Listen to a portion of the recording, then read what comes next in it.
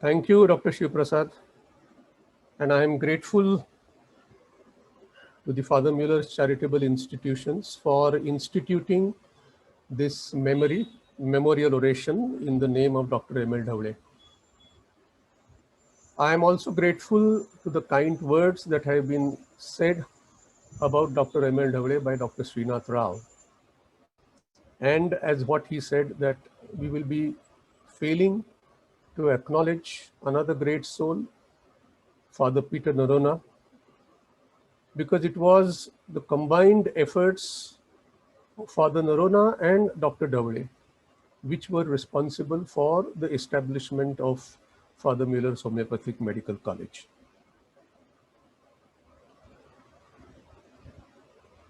I think all the senior people will recognize this very, very simple idea that has been projected by Sir way back in the 1970s. And through this essentially simple and correlated idea, he went on while he was guiding the affairs of Father Muller's to write this paper on integrated homeopathic medical education. Again, I think it should be in the library of Father Muller's, but one would always acknowledge the tremendous depth of thinking, the way in which the operations were closely delineated, and the final result was carefully monitored.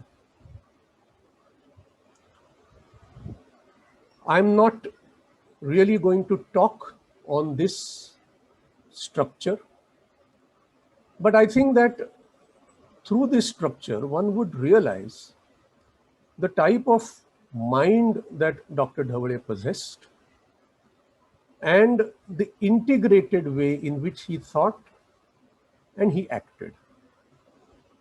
And you will be able to realize in this slide, as well as in the next one,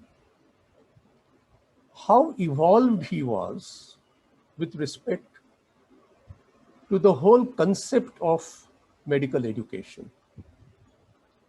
All this occurred around 1985, and it was in 1988 that the World Conference on Medical Education was convened in Edinburgh. And you will find the 7 pursue integration of education in science and education in practice, also using problem solving in clinical and community settings as a base for learning. This is only to emphasize the tremendous way in which Dr. Dhawale was way ahead of his time.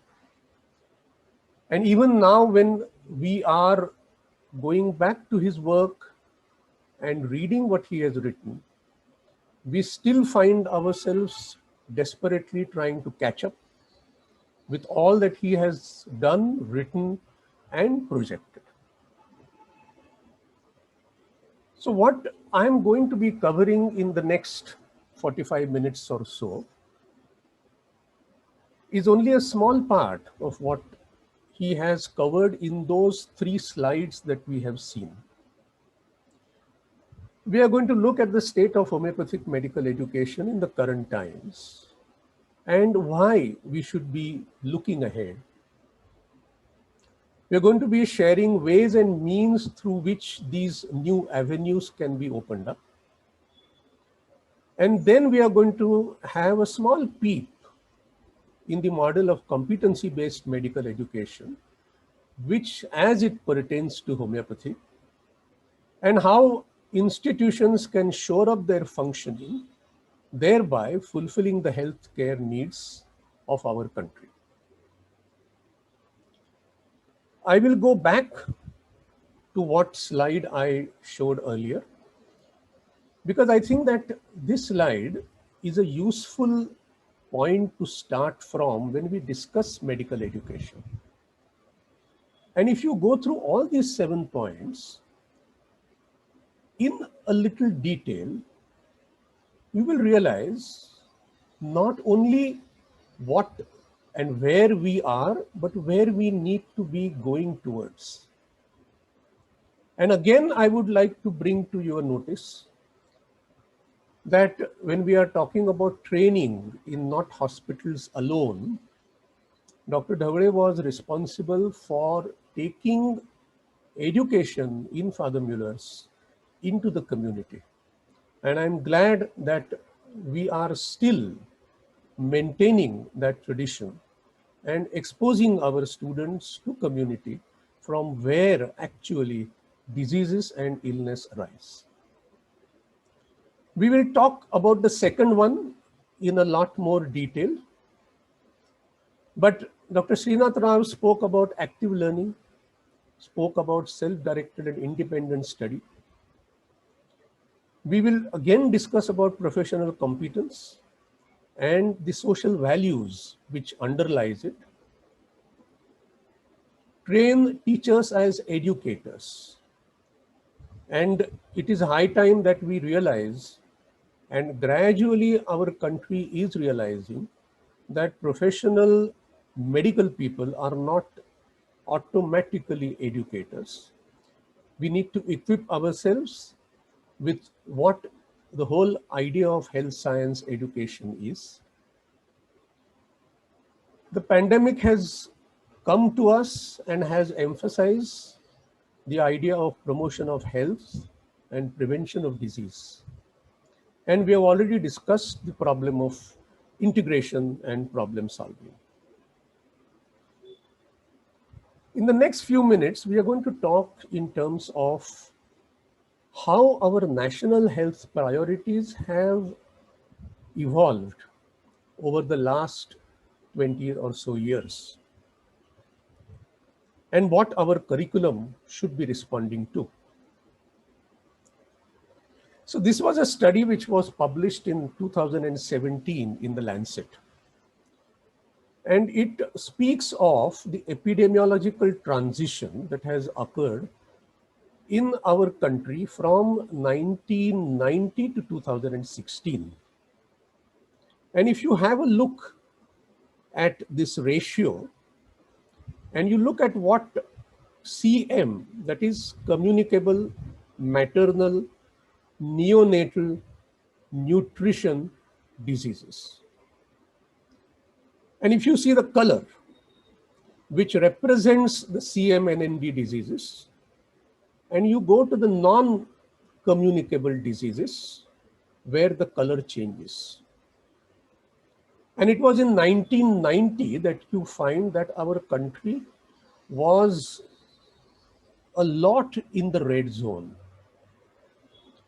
Now you will realize that in 91, we had the economic reforms and the economy opened up. And what do we see in 2016?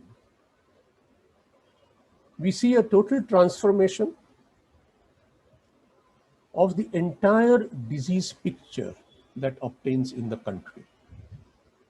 We hardly see any red, and we are likely to see more of the light colors and the blue color, which means that our country has gone through an epidemiological transition, and we have now gone into non-communicable diseases. I was recently listening to Dr. Kaushik Basu, who was an economic advisor to the government of India, and later he was a World Bank economist. And he mentioned that as he was sitting in the World Bank and as he was seeing the figures coming from India, there was a dramatic fall in poverty.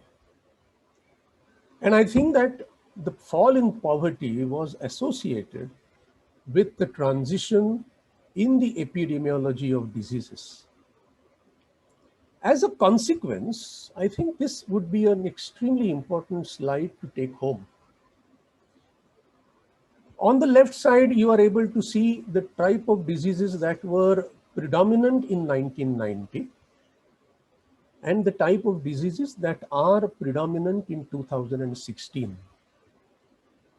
And I think that you will realize that diabetes, which was 35 in 90, is now 13 in 2016. There is a huge change in the way in which the disease evolves. In a parallel study which was conducted and which was reported in Lancet Psychiatry, in terms of the burden of mental disorders, you will find that mental disorders in India, at the time when this survey was carried out, was almost to the tune of 14.3%, which is a huge number.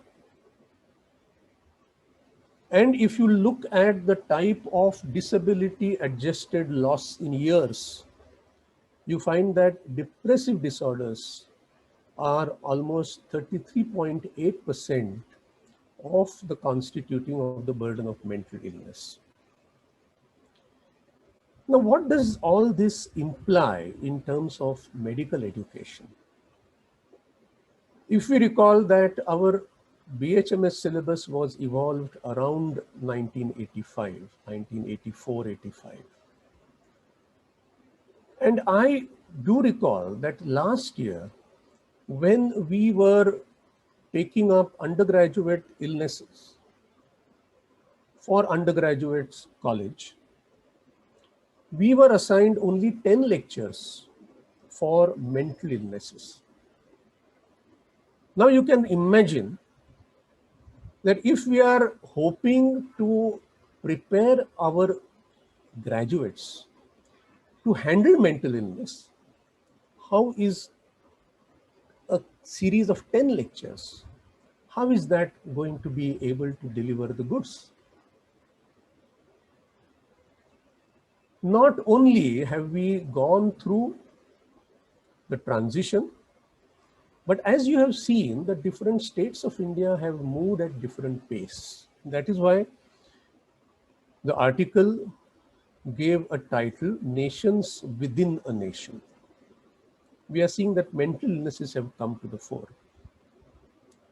And that raises an important question, that can we really have an all India medical syllabus?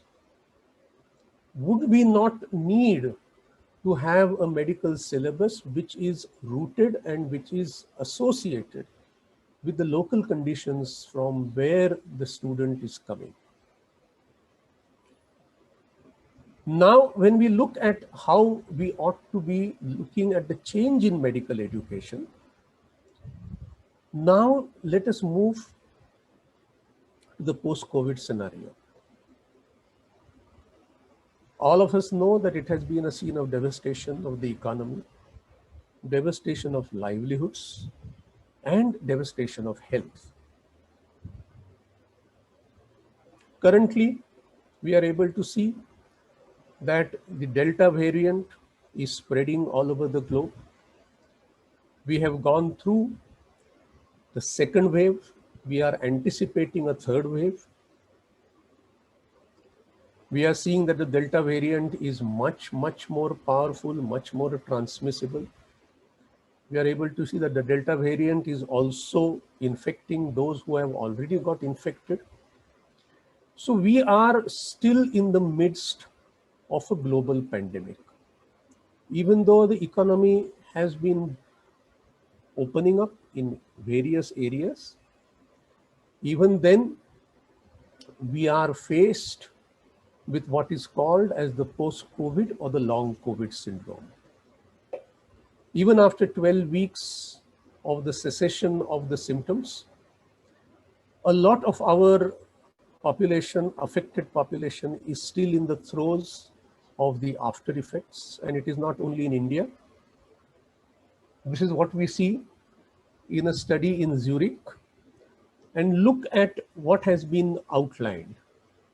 And you will see that it is spreading from general symptoms to, I am just noted the symptoms of anxiety and depression. And you will find that almost 25 to 30% of those who have recovered from COVID are still in the throes of the post-COVID symptoms. So this is not only in Zurich, as you will see that these are studies that have been carried out across Europe, in America, even in Japan, even in China. And you will see that this phenomena is widespread. We don't have reliable studies from India, but our clinical sense tells us that we as homeopaths and as people who have been treating COVID, we are going to be dealing with a host of disorders that have got a post-COVID syndrome. This is the way in which normalcy has evolved in the world. If 100 has been the pre-pandemic level, we are able to see even China, which has recovered almost totally, stuck at 73, and we are at 47. So conditions in India are going to be prolonged. And if they are going to be prolonged, they are going to give rise to a lot of changes in our way in which we are looking at the health scenario. This was a small newspaper article in the Hindu that came in, where it was talking in terms of reshaping the hospitals in order to be able to take care of the prolonged pandemic that is on our doors. And you will realize the immense amount of change that is likely to be brought to bear on our hospital architecture. Medical education worldwide has undergone a change. We saw that we have been going on to online delivery. We don't know what is the quality of the impact of online sessions. We know that all assessments have been delayed. We don't know what is been the impact on patient safety, whether online delivery of lessons and whether online way in which we are training the clinical, what impact it could have on the competence of this graduate to be able to look after patients. We are not aware of the psychological or the emotional impact on the students as a result of this impact of the pandemic. All of them are going through their own difficulties and their own families. And what impact this will have on their learning. Our supervisors, and this we have found out in our own setting where we had a COVID ward, that our supervisors were preoccupied with delivering care, and therefore their unavailability for undertaking training will have an impact.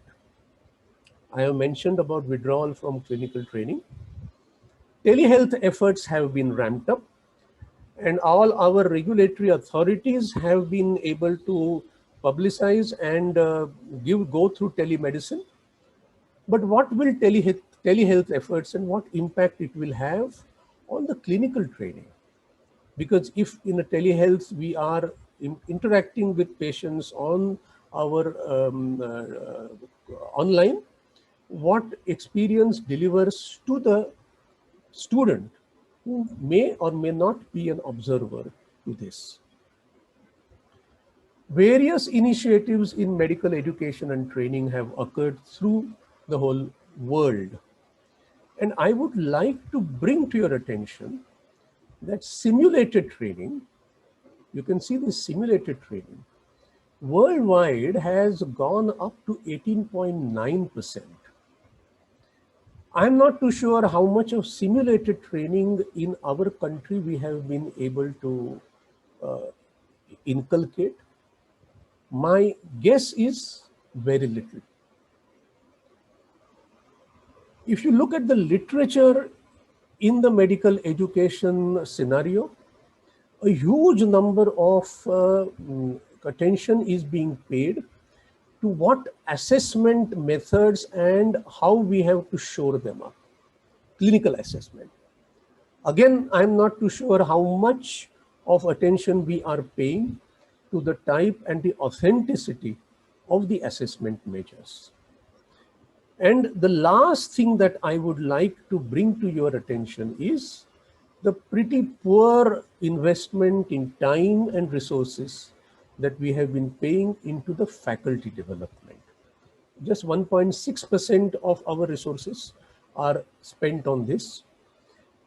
This slide actually is reporting about the number of publications which have been published, and it is extremely useful to know that we are looking at a BEME guide of 64, which was published sometime in December.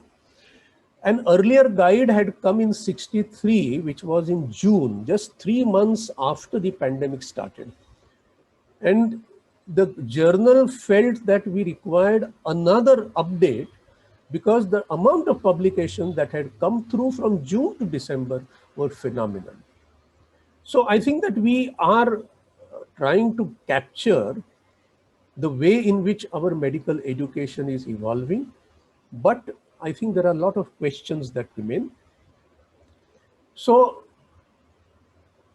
the question that arises in my mind is that if the pandemic has caused so much of a devastation in our country, and we know that nutrition has been affected, the vaccination has been affected, incomes have gone down, so are we going to go into the reverse gear in the epidemiological shift?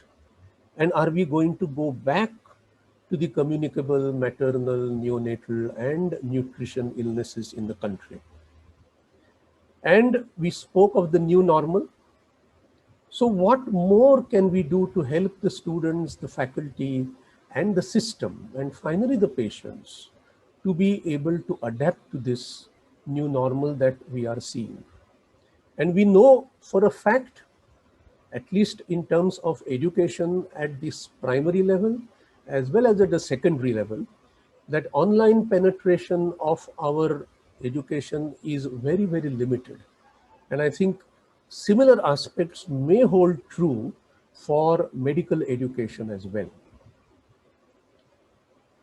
And while we are here, I think that there needs to be looked at as another challenge that is looming, and that is the climate change. And both the pandemic and the climate change has a lot to do with each other. Here you are able to see that the amount of heat waves that are experienced by senior citizens who are more vulnerable. And you can see the tremendous increase that has occurred in the last 10 years. From 1980, we have a whole list of ways in which it can be done. And no doubt China and India have suffered the most, with 62,000 and 31,000 deaths respectively. So heat waves is going to be a huge affair that we will have to deal with. And very interestingly, you would be liking to know that when a parliamentary committee went into Ayush and questioned what Ayush is doing, they raised a very pertinent question. They said, what is Ayush education doing so that our country can respond to the climate change that all of us are going through? WHO has been able to put down and project what are the various changes of health that are going to be affected all across the world, and how climate change is going to affect clean air, drinking water, food, and shelter. The type of illnesses that are going to be released as a result of that. And again, we are going to look at the CMNND increasing: malnutrition, malaria, diarrhea, and heat stress. The weak health infrastructure in our country is known as far as the pandemic goes. And we are able to see that all countries like us are going to be majorly affected, and we are seeing the direct damage that is going to be caused by this. Reducing emission of greenhouse gases is the only way, and we are seeing the amount of politics which is getting into the way of trying to take effective measures in order to do this. Now, when the parliamentary committee came and looked at it, we were in the board of governors at that time, and we saw as what is happening all over the world. How is the world looking at this? And we came across this consensus statement, which was in 2021. The world also is affected by what is happening, and they are also looking at type of changes that need to be inculcated into their curriculum so that medical graduates and medical postgraduates are able to deal with the climate change in a more constructive way. And what they found was that going back to our ancestors and looking at what our indigenous lifestyles was teaching us, which we have forgotten, is one of the ways in which we can get back to health at the global level. This is a small uh, wisdom which has come from the Red Indian population. Fridtjof Capra has written this Web of Life, which has been published way back in the 1980s. And he quotes this: "This we know, all things are connected like the blood which unites our family. Whatever befalls the earth befalls the sons and daughters of the earth. Man did not weave the web of life, he is merely a strand in it. Whatever he does to the web, he does to himself." Words of wisdom which the pandemic has brought to light. And this is the type of sustainable healthcare and education that we need to incorporate in our medical education. And we will see that planetary health and human health are not divided, they are one. And if we wish to impart this awareness, it is a whole body of knowledge with values, knowledge, practice, and principles of transferable skills and skills of planetary health.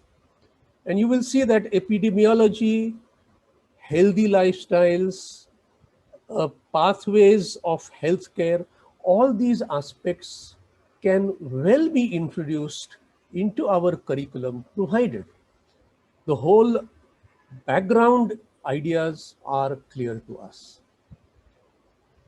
So it is clear that our current approach and practices fall short of the basic purpose of fulfilling the national health needs. Our regulators will definitely step in. We have a National Commission of Homeopathy now in place, and obviously it will be a part of their responsibility to be able to formulate a syllabus. But as homeopathic institutions, what can we do? It is good to talk in terms of global, but what can we do as local? Because as local bodies, we are able to have an impact on our structures around us. So in the next few minutes, I am going to be sharing small projects that our institutes have taken up, incorporating some of the ideas that Dr. Dhawale taught us and which we tried to implement at our level. All of you were aware of the integrated approach, and I believe that Father Mueller's has been practicing a form of an integrated approach over a period of time. But this innovative project that we were practicing at our Curzon undergraduate college was a mix of problem-based learning, patient-centered learning, and an integrated approach. And the objectives for the first year students were that we wanted them to be competent to apply their theoretical knowledge to practice. We didn't want them to remain with anatomy, physiology, and biochemistry in their own silos. We wanted them to connect the factual knowledge and evolve concepts. We wanted them to develop into reflective students. And we wanted this experience to go into increasing their level of confidence. So what was the methodology that we adopted? First was the posting policy. We decided that exposing to OPDs from the first year will give them that type of an experience of patient care from day one. Curriculum planning, we recast the whole of the first year syllabus. We converted into module-based curriculum, and we further divided the curriculum into micro modules. And the micro modules were such that anatomy, physiology, and biochemistry of whatever we were teaching, it could be liver, it could be anemia, it could be anything. All the three went in tandem. And the subsequent aspects of materia medica and philosophy were also intertwined with those. What about the teaching learning methods? Clinical cases were selected from those which were experienced by the students. And they were from the OPD, they were from the IPD, they were from the community. And case-related objectives and directives were formed. I'll give a small example of a very simple example of a case of anemia. Anemia in a female. Now we know that females in our country, especially in the rural areas, and our college is situated in the rural areas, they are subject to anemia, and you see this horrendous anemia of 3.1 milligram%. And this lady is doing all what she is expected to do as a homemaker. And then we raise questions to them. What are these complaints? What are the bodily functions which have altered?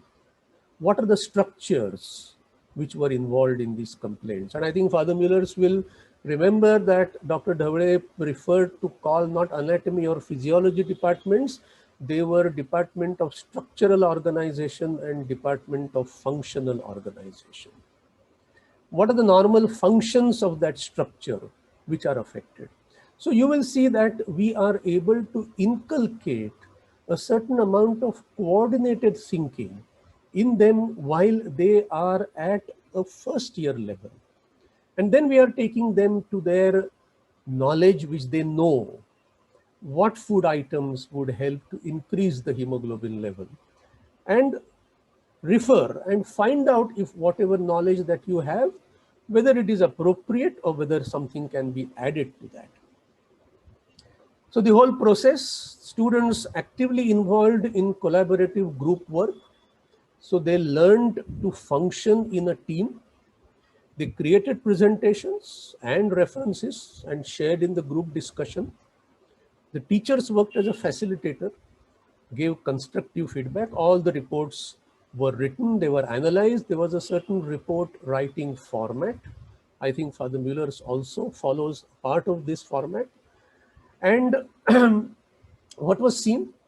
The results.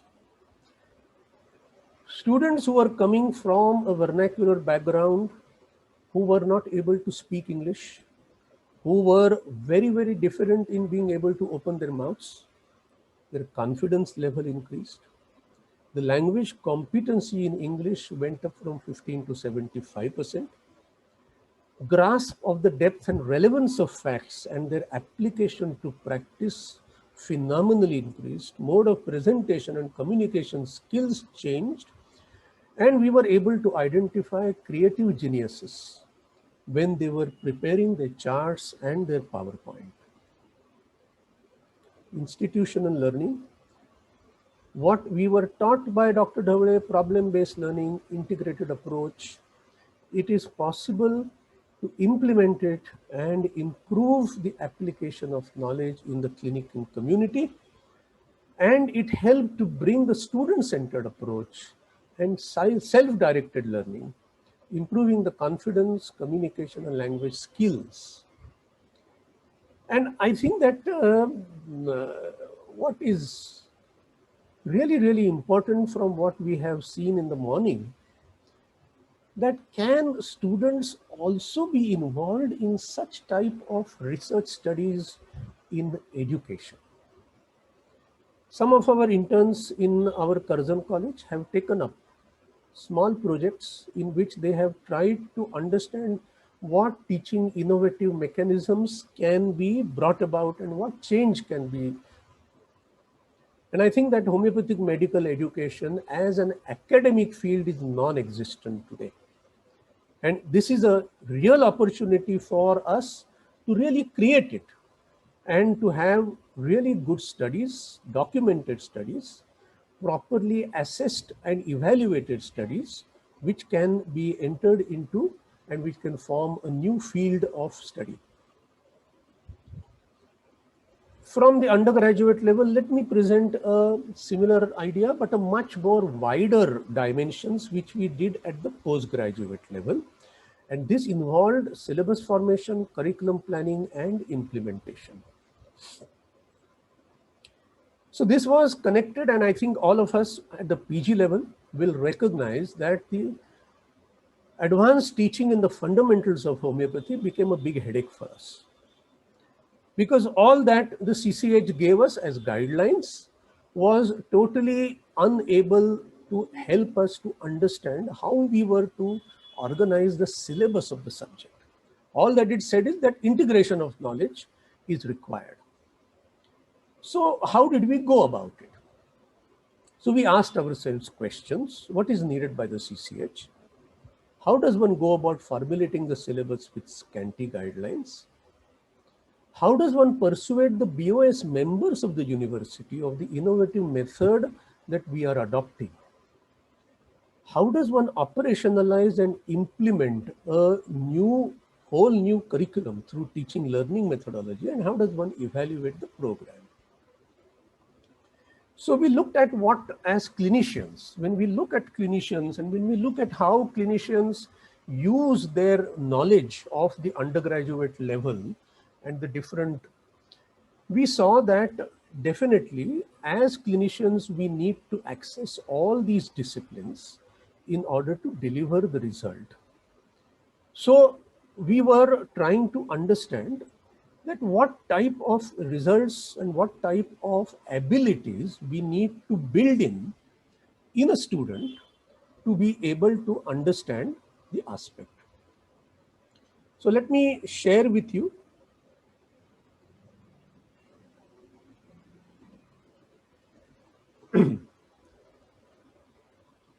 So we decided to brainstorm, and we tried to understand how, when a clinician functions, what type of competencies or what type of abilities the student has to inculcate. And we came across a list of abilities. So utilize homeopathic science as a holistic, dynamic, and a human discipline, which is a very, very ennobling aim. But now we go and look at different aspects within this discipline. So we looked at the bio, psycho, socio, and spiritual environment, which is important for the health and disease and management of illness and preservation of health. Of course, case-taking skills, adopting an evidence-based approach. We have to know the case experience and we have to document it in a standard way. Acute and chronic disease is what Hahnemann speaks about, and we have to recognize what are these different characteristics. We have to understand what susceptibility is doing to our health and disease. We have to understand the miasms. We have to understand the process of erecting a totality. We have to understand the different totalities that we need to emerge, the repertorial and non-repertorial approaches, how we strike at the correspondence, the principles of homeopathic management, the ancillary management, scope and limitations of homeopathy, and we realize how the aphorisms 1 to 6 of the Organon is able to give a comprehensive idea for the functioning of a physician. Now, this was the beginning of a task.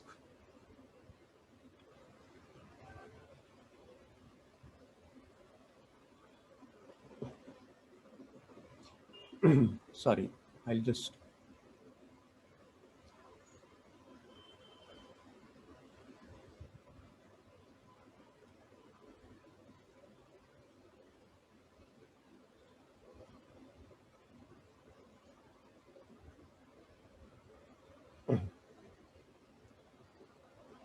So now it was up to us that we had to identify the themes, because we can't just work with so many abilities.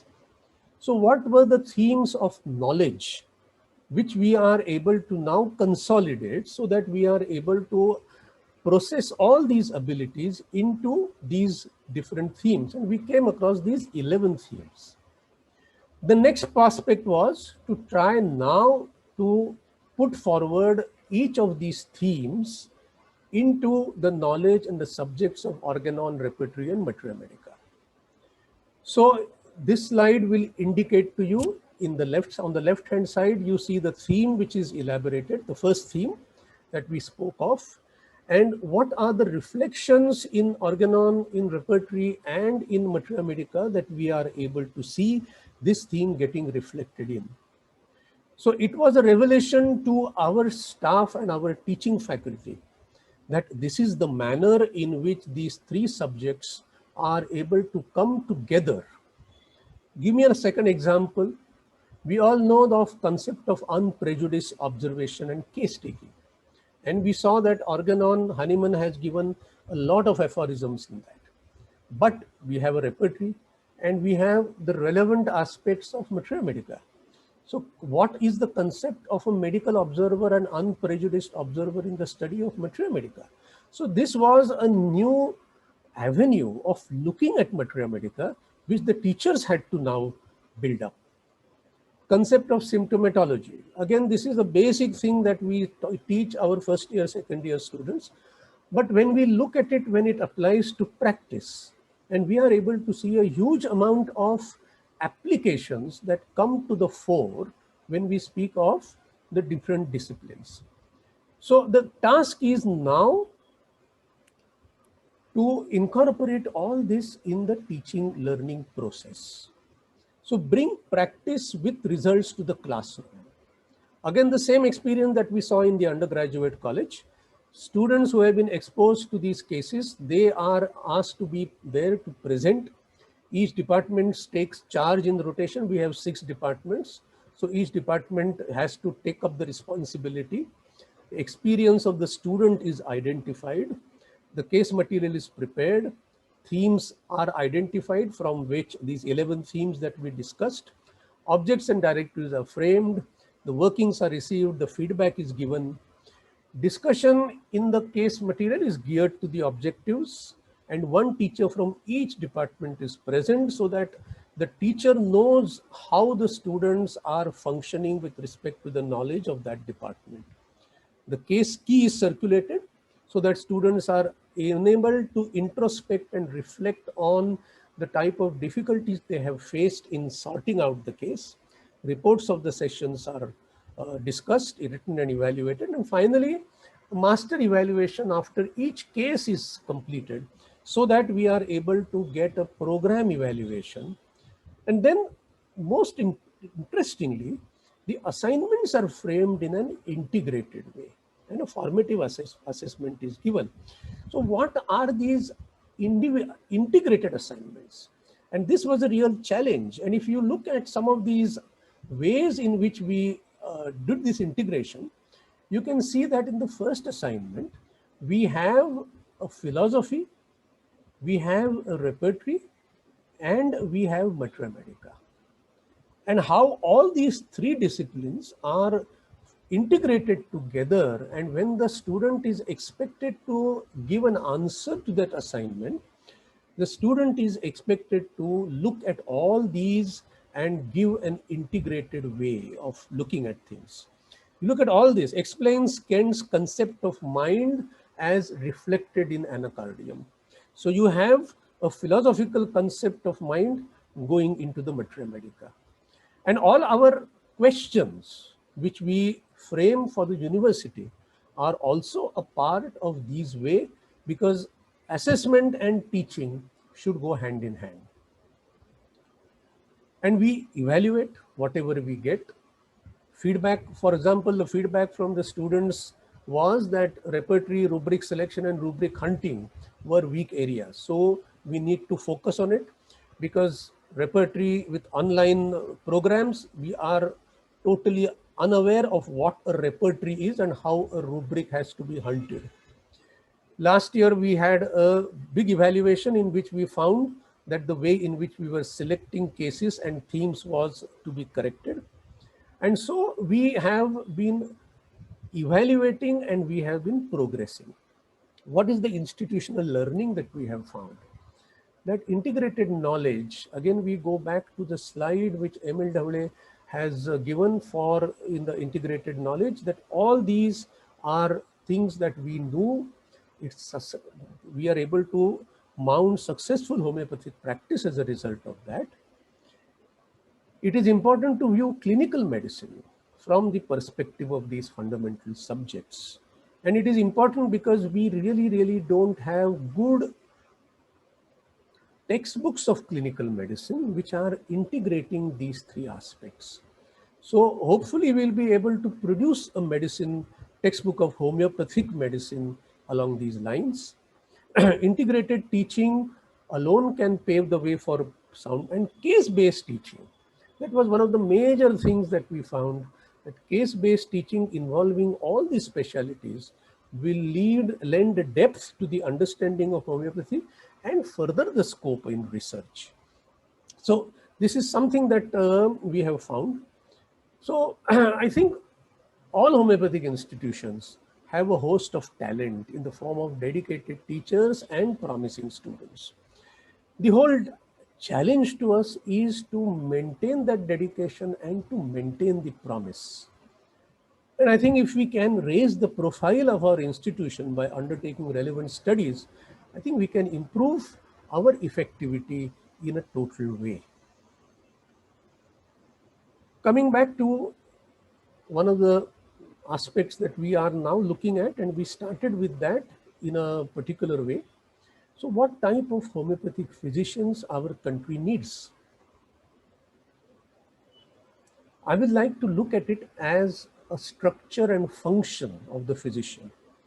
And this was a very interesting long paper, 1999, these things don't touch us because we are not really looking at medical education.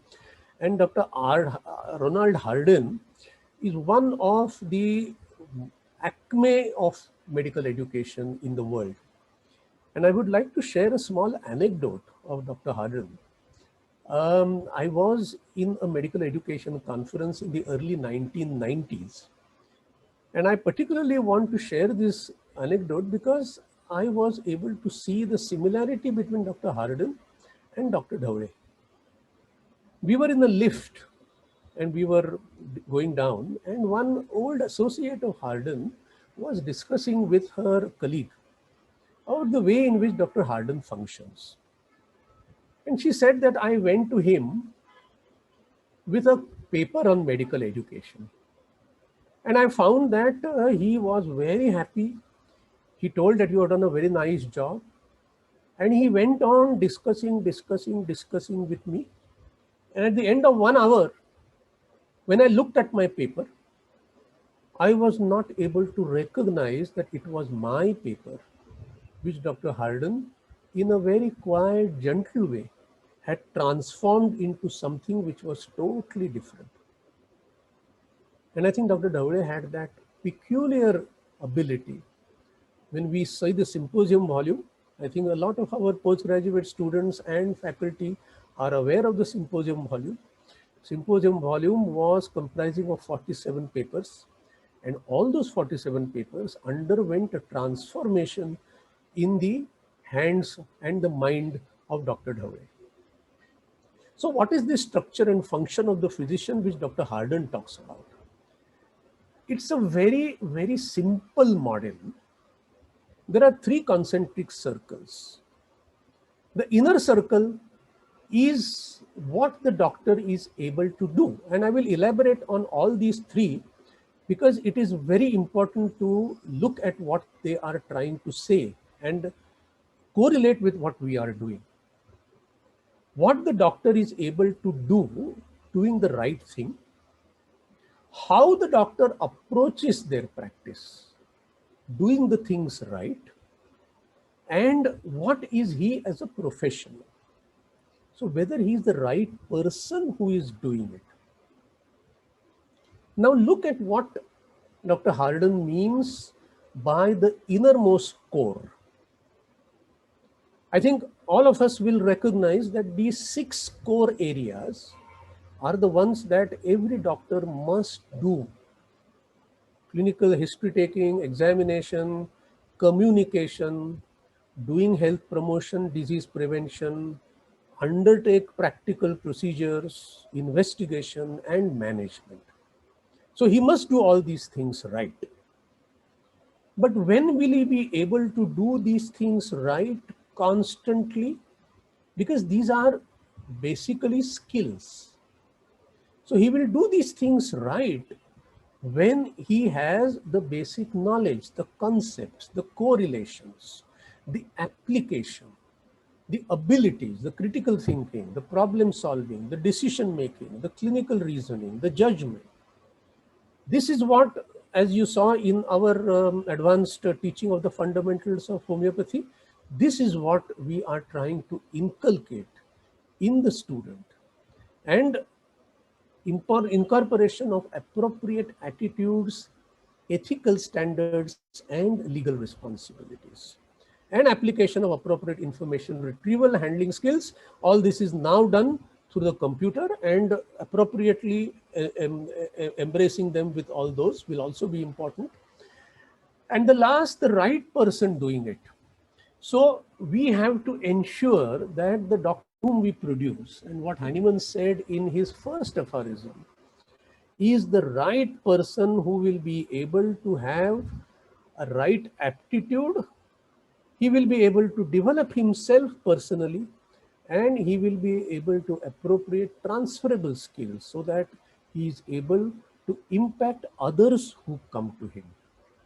So this, if you look at this as a structure and function of a doctor, I think this becomes a very, very important way in which we can look at what are the outcomes that we are expecting from the type of inputs that we are giving. So the question now is, how can we produce such a homeopathic physician? And mind you, I mentioned NCH, National Commission of Homeopathy, and this is one of the tasks that the National Commission has been entrusted with, developing a competency-based dynamic curriculum for homeopathy at all levels in accordance with the regulations made in a manner that develops appropriate skills, knowledge, attitude, values, and ethics. You followed? So this is something that the medical education all over the world has been doing since the last 20, 30 years. And this knowledge that has been acquired is something that now we are privy to and which we have to accommodate. And competency based is an old 1978 was the World Health Organization, which has produced a solid paper on what competency based curriculum development in medical education is. What are, when we talk of competencies, I think you've got a fair idea, but just let us enumerate what competencies mean. So it is an observable ability, and what is observable is measured. So we have to assess it, we have to measure it, because finally we have to say that a person is competent. And multiple components are involved: knowledge, skills, values, and attitudes. And therefore, a competency-based medical education is an outcome-based approach to the design, implementation, assessment, and evaluation of a medical education program using an organizing framework of competencies. So this is very important. What is this organizing framework? How do we organize the framework of competencies? Again, this was an old paper, you see 87 paper. And all these gems are lying in our records, and we have to unearth them. Because how do we generate competencies? So Dr. David Stone, he's from Israel, and he makes a very important statement that there are generic competencies. What a physician must have, they are generic. And then when we combine it with certain subject areas, we are able to derive specific competencies. And it is at the level of the specific competencies that a teacher of physiology or a teacher of anatomy or a teacher of clinical medicine will try to make assessment of the student. So we have to derive towards that. So this is one of the ways in which he has enabled. Now it is his way of doing it in his context. I am only giving an idea about it, but I will further discuss how in our institution, how we have tried to do it in our context and our needs.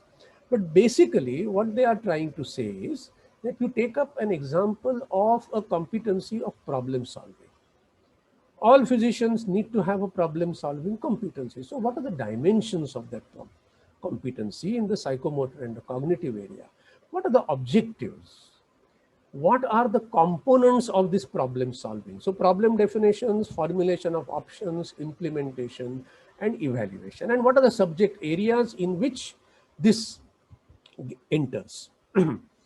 So what we did was we again did a lot of brainstorming, and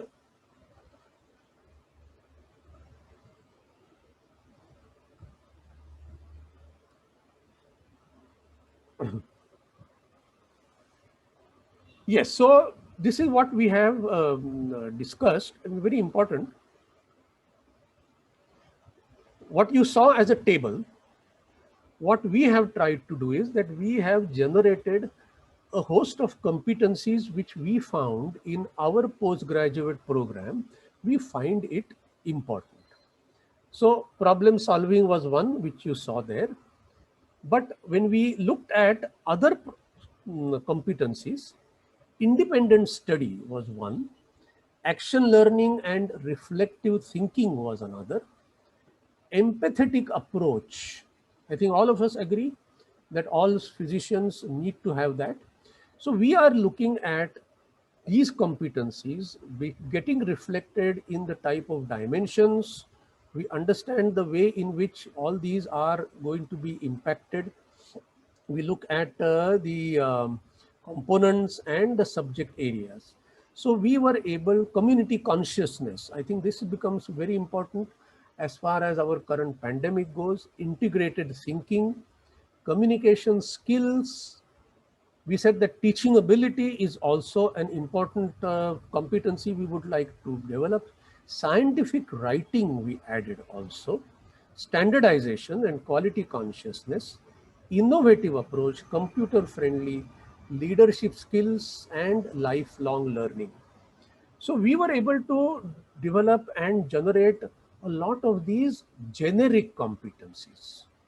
And now we are in the task of trying to ask each subject to be able to look at these competencies and reduce them to their subject and try to tell us how they will be able to break up these competencies and how we will try to look at it from that angle.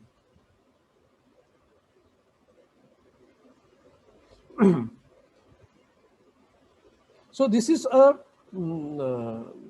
work in progress. And I'm quite sure that as Father Muller's institution, which also believes in a lot of innovation and what our thing today is showing research.